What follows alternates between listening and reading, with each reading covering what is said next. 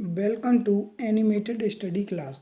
मैं गौरव कुमार आप लोगों के लिए 11 अगस्त के जितने भी करंट अफेयर के क्वेश्चन बन सकते थे वो लेकर आया हूँ, जो आपके होने वाले exam like SSC, CHSL, CGL, RRB, NTPC, UPSI, DRDO, MTS आदि में पूछे जा सकते हैं।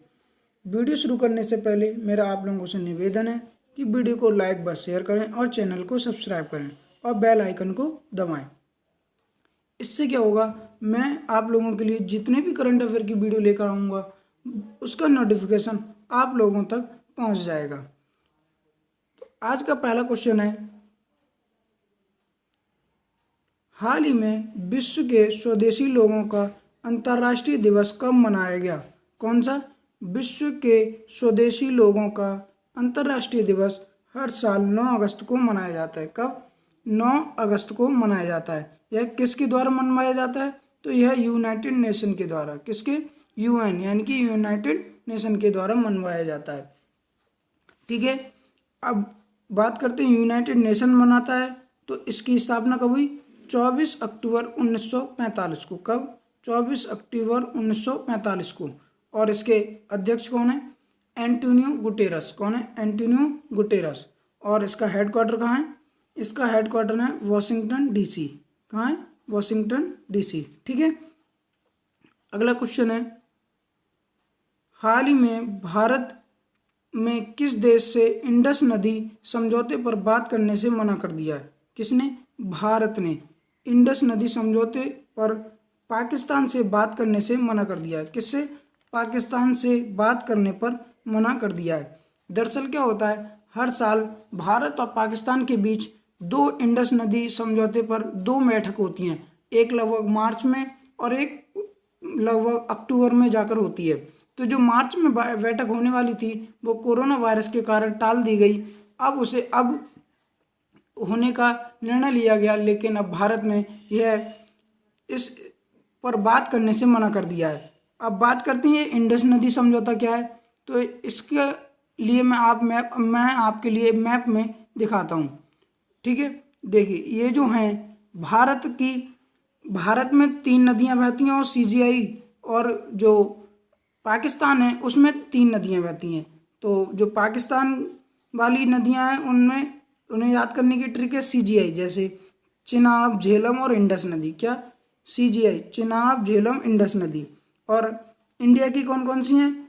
आरबीएस यानी कि रावी, ब्यास और सतलज।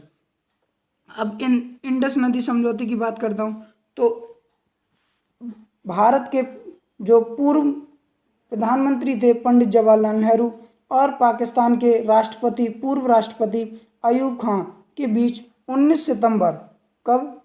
19 सितंबर 1960 को यह समझौता हुआ था। क्या? 19 सितंबर 1960 को। ठीक है, यह किसकी मध्यस्थता की वजह से हुआ था? तो यह वर्ल्ड बैंक की मध्यस्थता से हुआ था। ठीक है, इसमें यह हुआ था तय कि भारत जो रावी, ब्यास, सतलज नदी और इन पर सिंचाई, परिवहन और बिजली उत्पादन की अनुमति प्राप्त है भारत के लिए। ठीक है, अब ये वाली नदी कौन सी? ये तो रावी, ब्यास और सतलज नदी हैं, और जबकि यह इंडस और चेनाब और झेलम नदी यह पाकिस्तान की ओर निकल जाती हैं। ठीक है, आप देख सकते हैं ये जो ऐसे आ रही हैं, ये झेलम है और ये इंडस है। ठीक है, और ये यहाँ पर आकर मिल जाती हैं। ठीक है, तो इसी समझौते पर भारत और पाकिस्तान के बीच एक वार्तालाप होने वाली थी, जिसे भारत ने अब मना कर दिया। यह वार्तालाप अटारी बॉर्डर पर होने वाली थी। कहाँ पर? जो अमृतसर में अटारी बॉर्डर है उस पर होने वाली थी, जिसके लिए भारत ने अब मना कर दिया है। ठीक है, अगला क्वेश्चन है, हाल ही में ऑप्टिकल फाइबर प्रोजेक्ट को किसने लॉन्च किया? कौन सा? ऑप्टिकल फाइबर प्रोजेक्ट को। तो इसका आंसर है नरेंद्र मोदी। क्या? नरेंद्र मोदी, हमारे जो भारत के प्रधानमंत्री हैं उन्होंने ही इस ऑप्टिकल फाइबर प्रोजेक्ट को लॉन्च किया है। अब बात करते हैं इसे ऑप्टिकल फाइबर प्रोजेक्ट है क्या। तो यह है जो हमारा चेन्नई है। क्या? चेन्नई आपको मैं मैप के द्वारा समझाता हूँ। ये देखिए, ये जो चेन्नई है यहाँ से लेके अंडमान निकोबार, कहाँ तक, अंडमान निकोबार तक एक जो फाइबर यानी कि इंटरनेट कनेक्टिविटी है उसके लिए बिछाया जा रहा है, समुद्री माध्यम से इंटरनेट कनेक्टिविटी को बिछाया जा रहा है। ठीक है, इसमें क्या होगा, यह जो इंटरनेट कनेक्टिविटी है इसके लिए चेन्नई से अंडमान निकोबार तक में, जैसे चेन्नई से सबसे पहले पोर्ट ब्लेयर तक, कहाँ तक, पोर्ट ब्लेयर तक, इसके बाद पोर्ट ब्लेयर से लिटिल अंडमान, कहाँ तक, लिटिल अंडमान, इससे कार निकोबार, फिर का मोर्ता और ग्रेट निकोबार, यहाँ तक बिछाया जा रहा है इन्हें। ठीक है, और इधर ऊपर रंगत तक, कहाँ तक, रंगत, जो लास्ट पोजीशन है अंडमान निकोबार में वो रंगत, यानी कि इन्हीं सभी क्षेत्रों पर इस ऑप्टिकल फाइबर को बिछाया जा रहा है। दरअसल बिछाया जा रहा 2018 से बिछाया जा रहा था। इसकी शुरुआत कब हुई थी, 2018 से, और इसे मात्र 2 साल के भीतर ही पूरा कर लिया गया। यह लगभग 2300 किलोमीटर तक केबल बिछाई गई, कितनी, लगभग 2300 किलोमीटर तक। ठीक है, अब बात करते हैं इसकी शुरुआत किसने की थी, नरेंद्र मोदी जी ने। इसमें सबसे पहले अल्ट्रा 4G सर्विस शुरू की है एयरटेल ने, किसने, एयरटेल ने, और यह देश का पहला मोबाइल ऑपरेटर बन गया है। ठीक है, इससे क्या होगा, यहाँ के लोग हैं जो बैंकिंग, शॉपिंग, ऑनलाइन पढ़ाई और मेडिसन, टेली एजुकेशन की सुविधा प्राप्त कर सकेंगे। इसमें यह किसकी मदद से बनाया गया है, तो यह BSNL की, किसकी, BSNL की मदद से बनाया गया है, और इसकी स्पीड लगभग 10 गुना बढ़ा दी गई है। क्या, लगभग 10 गुना स्पीड बढ़ा दी गई है। ठीक है, अब किसने की है, BSNL की मदद से, तो BSNL के चेयरमैन कौन है, PK पुरवार, कौन है, PK पुरवार, और इसकी फुल फॉर्म क्या है, भारत संचार निगम लिमिटेड, क्या है, भारत संचार निगम लिमिटेड, और यह कहाँ, अंडमान निकोबार में बिछाई गई, चेन्नई से लेके अंडमान निकोबार तक। उम्मीद है आप लोगों को क्वेश्चन समझ में आया होगा। अगला क्वेश्चन है, हाल ही में किस देश ने अफगानिस्तान से अपनी सैनिकों की संख्या कम करने की घोषणा की है, किससे, अफगानिस्तान से, तो इसका आंसर है अमेरिका। किसने, अमेरिका ने अफगानिस्तान से अपने सैनिकों की संख्या कम करने की घोषणा की है। अभी हाल ही में अफगानिस्तान में लगभग अमेरिका के 8600, कितने, 8600 सैनिक अमेरिका के अभी अफगानिस्तान में हैं, जिनमें से नवंबर 2020 तक लगभग 5000 सैनिक वहाँ पर रहेंगे, और 2021 तक लगभग 4000 सैनिक रखने की उम्मीद है, और यह कहाँ पर है, अफगानिस्तान में। ठीक है, दरअसल क्या हुआ था, कतर के दोहा में अमेरिका के राष्ट्रपति और तालिबान के बीच फरवरी 2020 में समझौता हुआ था। इस समझौते के तहत इस समझौते के तहत इन दोनों में यह सहमति बनी थी कि अमेरिका अफगानिस्तान से अपने सैनिकों की संख्या कम करेगा। क्या, अपने सैनिकों की संख्या कम करेगा। ठीक है, किस किस के बीच समझौता हुआ था, तालिबान और अमेरिका के बीच। कब हुआ था, फरवरी 2020 में। कहाँ पर हुआ था, कतर के दोहा में। कहाँ, कतर के दोहा में। ठीक है, अब आपको मैं मैप के द्वारा दिखाता हूँ अमेरिका कहाँ है।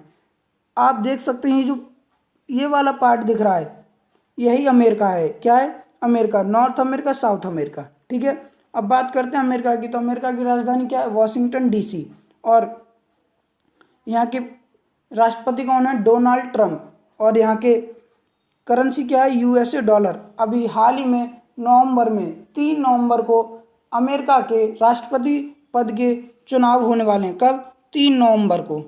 ठीक है, अगला क्वेश्चन है, हाल ही में आत्मनिर्भर भारत सप्ताह की शुरुआत किसने की, किसने, आत्मनिर्भर भारत सप्ताह की शुरुआत हमारे जो रक्षा मंत्री हैं राजनाथ सिंह, क्या, राजनाथ सिंह, इन्होंने की थी। ठीक है, अब बात करते हैं राजनाथ सिंह की, तो यह सोमवार 2018 से की गई। कब से, सोमवार यानी कि कल 2020 से की गई है। कब से, 10/8/2020 से की गई है। इस सप्ताह की शुरुआत किसने की है, राजनाथ सिंह ने, जो हमारे रक्षा मंत्री हैं, इन्होंने हाल ही में एक और क्वेश्चन बना था इनसे कि इन्होंने लगभग कितने आइटम पर के आयात पर रोक लगा दी। तो इन्होंने 101, कितने, 101, ठीक है। और यह हमारे कौन थे, रक्षा मंत्री थे। और यह कहाँ से बिलोंग करते हैं, इनकी सांसद कहाँ से हैं, ये लखनऊ से, ठीक है। अब बात करते हैं अगला क्वेश्चन की। तो हाल ही में भारत के किस पूर्व राष्ट्रपति की कोरोना वायरस रिपोर्ट पॉजिटिव आई है।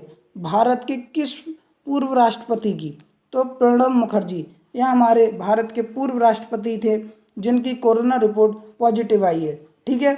और यह हमारी प्रतिभा पाटिल, यह हमारी भारत की पहली महिला राष्ट्रपति थी। और अब बात करते हैं हामिद अंसारी की, तो यह हमारे पूर्व उपराष्ट्रपति थे, ठीक है।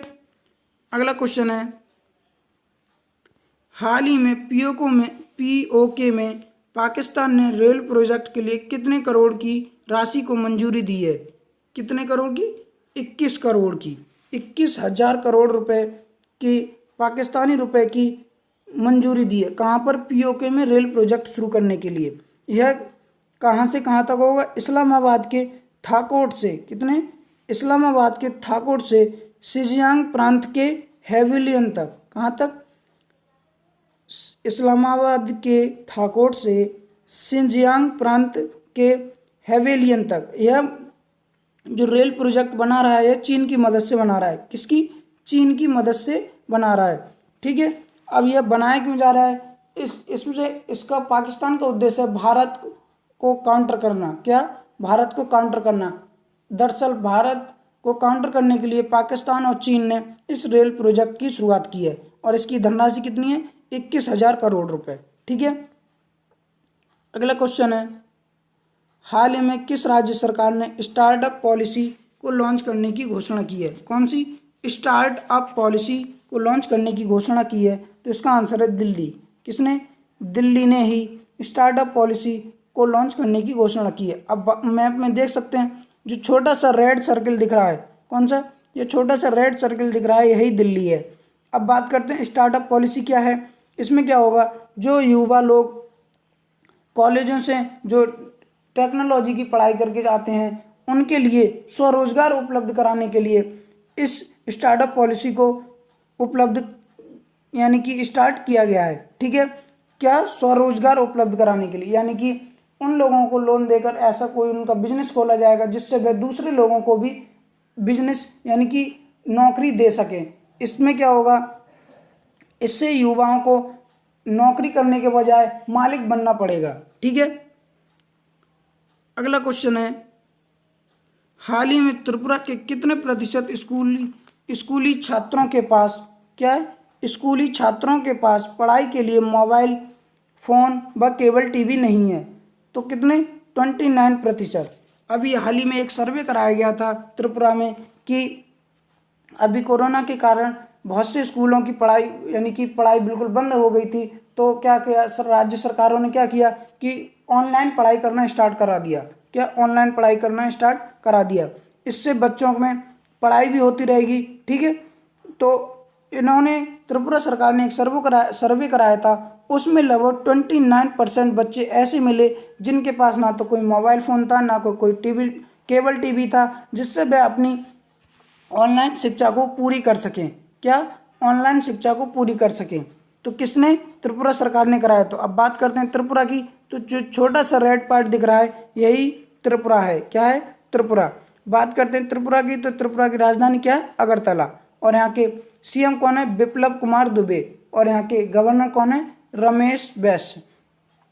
अब यह जब सर्वे कराया तो पाया गया कि लगभग 29% बच्चे के पास मोबाइल फ़ोन और टीवी नहीं है। तो इसके लिए इन्होंने 18 अगस्त से क्या किया, 18 अगस्त से यह होने वाला है कि एक शिक्षक और 5 छात्र, क्या, एक शिक्षक पर 5 छात्रों को शिक्षा देने का निर्णय लिया गया है। क्या, एक शिक्षक अब अपने जो पास के 5 छात्र होंगे उनके लिए ऑनलाइन पढ़ाई की सुविधा अपने आप मुहैया कराएगा, ठीक है।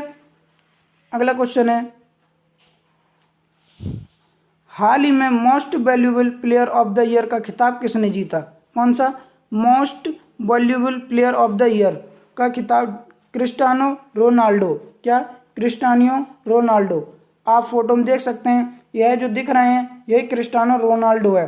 इन्हें एक साल में 37 गोल करने पर, कितने, एक साल में 37 गोल करने पर इटली के जो क्लब यूवेंटस है, कौन सा, इटली का जो क्लब यूवेंटस है, उसने 2019-20 सीजन के लिए most valuable player of the year का खिताब दिया है। किसने, इटली के क्लब यूवेंटस ने, ठीक है। कितने गोल के लिए, एक साल में इन्होंने 37 गोल किए, उसके लिए। अगला क्वेश्चन है, हाल ही में किस राज्य की रेसिपी चौलाई के लड्डू को संयुक्त राष्ट्र की रेसिपी बुक में शामिल किया गया है।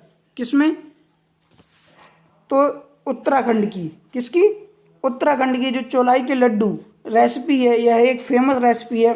इसे अब हाल ही में जो संयुक्त राष्ट्र की रेसिपी वर्ल्ड रेसिपी बुक है उसमें शामिल किया गया है। इसमें क्या होता था, जो संयुक्त राष्ट्र की रेसिपी बुक है, इसमें क्या होता है, जो दुनिया भर के लगभग पर्वतीय इलाके हैं, दुनिया भर के लगभग 70 पर्वतीय इलाकों से उन रेसिपी को कलेक्ट किया जाता है जो वहाँ के स्थान पर सबसे ज़्यादा फेमस हैं, ठीक है। इसमें से 70 रेसिपियों में से लगभग हर साल 30 रेसिपियों की लिस्ट जारी की जाती है, जिसमें से इस बार जो संयुक्त राष्ट्र है उसने उत्तराखंड के चौलाई के लड्डू रेसिपी को शामिल किया है। क्या, चौलाई के लड्डू जो उत्तराखंड की पर्वतीय इलाके जैसे देहरादून है उसके रेसिपी को शामिल किया है, ठीक है। अब इसका उपनाम क्या है, रामदाना। क्या है, रामदाना। अब यह कहाँ की है, उत्तराखंड की। तो उत्तराखंड की बात करते हैं तो उत्तराखंड की राजधानी क्या है, देहरादून। और यहाँ की ग्रीष्मकालीन राजधानी क्या है, गैरसैंण। और यहाँ के सीएम कौन है, त्रिवेंद्र सिंह रावत। और यहाँ की गवर्नर कौन है, बेबी रानी मौर्य, ठीक है। उम्मीद है आप लोगों को क्वेश्चन समझ में आया होगा। तो मेरा एक बार आप लोगों से फिर से निवेदन है कि वीडियो को लाइक बस शेयर करें और चैनल को सब्सक्राइब करें।